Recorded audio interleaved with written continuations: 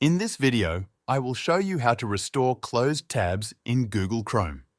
This is a simple process that can be useful if you accidentally close a tab and need to reopen it.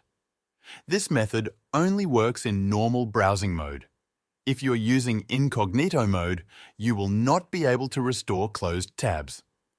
Incognito Mode is designed to not remember your browsing history, so once you close a tab, it is gone permanently. If you are in normal browsing mode, you can follow these steps to reopen a closed tab. Open Google Chrome. If you accidentally close a tab and want to restore it, move your mouse to the top of the Chrome window, above the address bar. Right-click in that area. In the menu that appears, look for the option that says Reopen Closed Tab.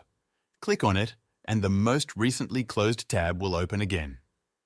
There is also a keyboard shortcut you can use. On your keyboard, press Ctrl Shift and the letter T at the same time. This will reopen the last closed tab. If you press this combination multiple times, it will continue to restore previously closed tabs in the order they were closed.